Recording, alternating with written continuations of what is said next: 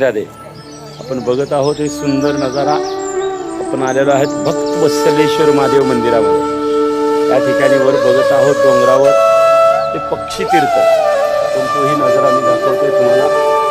वर डोंगरावर वेदगिरी पर्वतावर असणार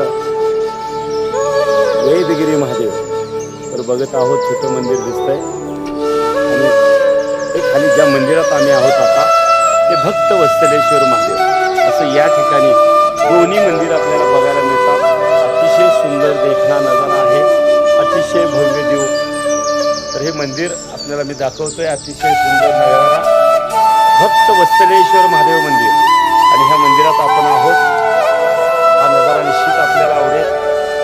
अतिशय भव्य दिव्य मंदिर आणि ह्या मंदिरामध्ये आपण आता आलेलो आहोत आणि इथलं दर्शन करून आपण आता पुढच्या मार्गाला निघणार आहोत. हा सुंदर नजारा भक्त वत्सलेश्वर महादेव आणि ह्या महादेवाचं मंदिर आणि व्यादगिरीश्वर महादेव पर्वतावर दिसणारं त्यालाच पक्षीतीर्थ म्हणून ओळखलं जातं.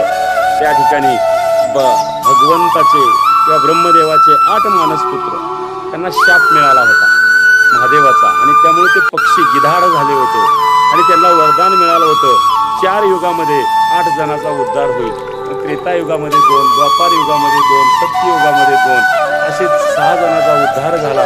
राहिलेले 2 पक्षी या शिवालयात येऊन उंच दिसणारं पर्वतावरचं मंदिर तिथं प्रसाद घेण्यासाठी दररोज दुपारी 12 वाजता येत होते.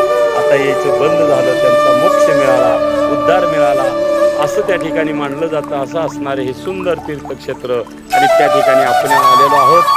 वेदगिरी महादेव मंदिरामध्ये आमचे सर्व यात्रेकरू विसावलेले आहेत. सुंदर नजारा. ही गोपुर आपण बघत आहोत. वरचं पक्षीतीर्थ बघत आहोत. हेच पक्षीतीर्थ म्हणजे वेदगिरी महादेव आणि ज्या ठिकाणी उभा आहोत ते भक्त वत्सलेश्वर महादेव. हा व्हिडिओ निश्चित आपल्याला आवडेल अशी आशा व्यक्त करतो. धन्यवाद. राधे राधे राधे राधे.